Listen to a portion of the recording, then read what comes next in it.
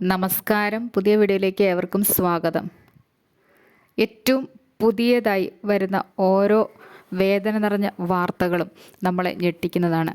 ഓരോ ദിവസം കഴിയുന്തോറും കേരളത്തിലെ ആത്മഹത്യാ നിരക്കുകൾ കൂടിക്കൊണ്ടിരിക്കുകയാണ്. ഇന്ന് വെൽ എഡ്യൂക്കേറ്റഡ് ആയിട്ടുള്ള അതിസുന്ദരിയായിട്ടുള്ള ഒരു മകൾ ആത്മഹത്യ ചെയ്യപ്പെട്ടിരിക്കുന്നു. സെൻട്രൽ ഗവൺമെൻറ് ജോലിക്കാരിയാണ്. വളരെ ഉന്നത വിദ്യാഭ്യാസത്തോടുകൂടി പഠിച്ചു, ജോലി മേടിച്ചു. കുഞ്ഞു പ്രായത്തിൽ യുവതി അതിൻ്റേതായ എല്ലാ അംഗീകാരങ്ങളും കിട്ടുന്ന പ്രായത്തിൽ തന്നെ സെൻട്രൽ ഗവൺമെൻറ് ജോലിയിൽ പ്രവേശിച്ച വ്യക്തി ഇന്ന് ട്രെയിനിന് മുൻപിൽ ചാടി ആത്മഹത്യ ചെയ്തിരിക്കുന്ന വളരെ വേദനാജനകമായിട്ടുള്ളൊരു വാർത്ത നിങ്ങളെ അറിയിക്കുകയാണ്.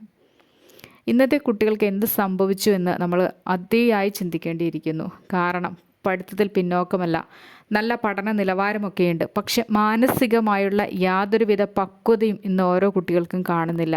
ഇതിനു പിന്നിൽ മറ്റെന്തെങ്കിലും തരത്തിലുള്ള ഭീഷണികളുണ്ടായിരുന്നോ, മറ്റെന്തെങ്കിലും തരത്തിലുള്ള പ്രയാസങ്ങൾ കുട്ടി നേരിട്ടിരുന്നോ എന്നൊന്നും അറിയില്ല. എങ്കിലും ആ മകൾ ഇന്ന് ജീവനൊടുക്കിയിരിക്കുകയാണ്.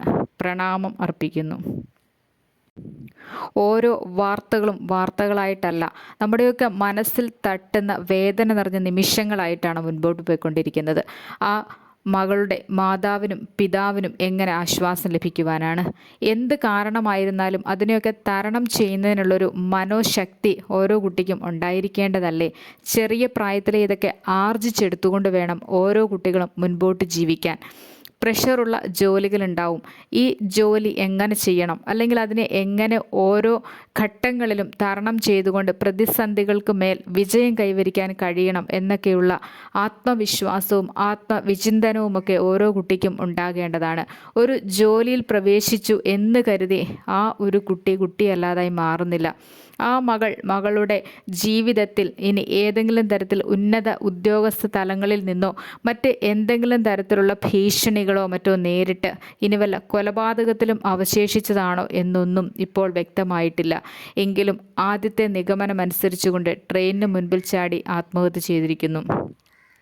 എയർപോർട്ട് ജീവനക്കാരിയായിരുന്നു. എയർപോർട്ട് ജീവനമെന്നൊക്കെ പറഞ്ഞാൽ അത്ര കണ്ട് മോഹിച്ചിരുന്ന് കിട്ടിയ ജോലി ആയിരുന്നിരിക്കണം. നല്ല ശമ്പളത്തോടുകൂടി നല്ല ഉയർന്ന വിദ്യാഭ്യാസത്തിന് ശേഷം ലഭിച്ച ഒരു ജോലി.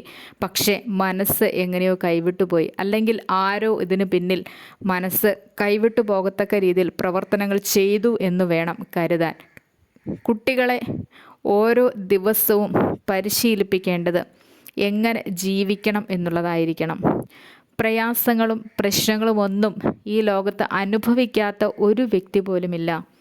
എൻ്റെ വീഡിയോയുടെ താഴെ വരുന്ന കമൻറ്റുകൾ വായിച്ചാൽ മനസ്സിലാകും ഓരോരുത്തരും അനുഭവിക്കുന്ന മാനസിക നില എങ്ങനെയാണെന്ന്. മാനസിക പ്രയാസങ്ങൾ അനുഭവിക്കുന്നവർ ഒന്നുകൂടി ബോൾഡായിക്കൊണ്ടിരിക്കും. അവർക്ക് മനസ്സിനെ നന്നായി പിടിച്ചു നിർത്താനുള്ള കഴിവുണ്ടായിരിക്കും. പെട്ടെന്നുണ്ടാകുന്ന ചില പ്രശ്നങ്ങളാണ് ഓരോരുത്തരെയും ആത്മഹത്യയിലേക്ക് കൊണ്ടുപോയി എത്തിക്കുന്നത്. മനസ്സ് പാകപ്പെട്ടിരിക്കണം.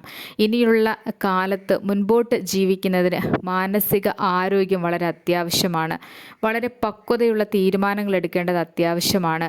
ബോൾഡായി നിന്നുകൊണ്ട് പെരുമാറാനും തനിക്കെതിരെ എന്ത് ആരോപണങ്ങൾ നേരിട്ടാലും ഏത് രീതിയിലുള്ള പ്രതിസന്ധികൾ തനിക്ക് നേരെ വന്നാലും അതിനെതിരെ മുന്നേറാൻ തനിക്ക് കഴിയും എന്നുള്ള ഒരു വിശ്വാസം ഉണ്ടായിരിക്കണം. മനസ്സിനെ അത് പഠിപ്പിക്കണം. സ്വന്തമായി ഓരോ കാര്യങ്ങളെ നേരിടാൻ തക്ക പ്രാപ്തി ഓരോ കുട്ടിക്കും ഉണ്ടായിരിക്കണം.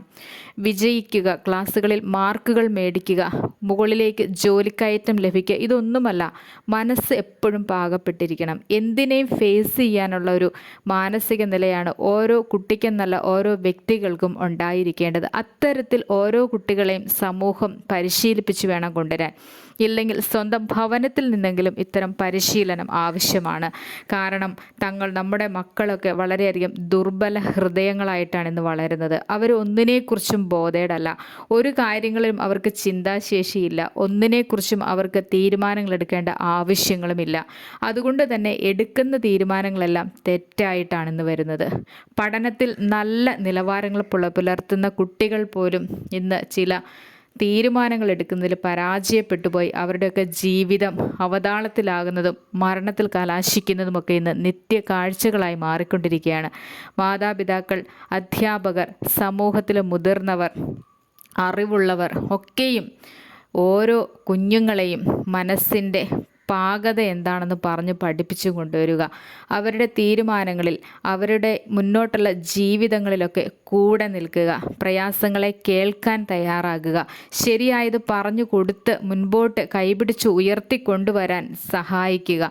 ഇങ്ങനെ എപ്പോഴും തങ്ങൾ കൂടെയുണ്ടെന്നുള്ള ഒരു വികാരം കുഞ്ഞുങ്ങൾക്ക് ഉണ്ടായിരിക്കട്ടെ. ഓരോ മക്കളും ജീവിക്കട്ടെ. ഈ ഭൂമിയിലെ ജീവിതം ആസ്വദിച്ചുകൊണ്ട് മുൻപോട്ട് പോകാൻ ഇവർക്ക് കഴിയട്ടെ. ജോലിയുടെ ഭാരങ്ങളൊക്കെ മറന്നുകൊണ്ട് ഭവനങ്ങൾക്കിടയിലും കൂട്ടുകാർക്കിടയിലുമൊക്കെ അത്യധികം സന്തോഷത്തോടു കൂടി ജീവിക്കാൻ ഓരോരുത്തർക്കും കഴിയട്ടെ. തങ്ങളുടെ പ്രയാസങ്ങൾ മറ്റുള്ളവരുമായി ഷെയർ ചെയ്യാൻ കഴിയട്ടെ. അത് കേൾക്കാനുള്ള മനസ്സ് ഓരോരുത്തരും കാണിക്കട്ടെ എന്നാണ് ആഗ്രഹിക്കുന്നത്. കാരണം ഇന്ന് ഈ ഒരു സുന്ദരിയായിട്ടുള്ള ഒരു മകൾ ആത്മഹത്യ ചെയ്യപ്പെട്ടിരിക്കുന്ന വിവരം വളരെയധികം വേദനയുളവാക്കി.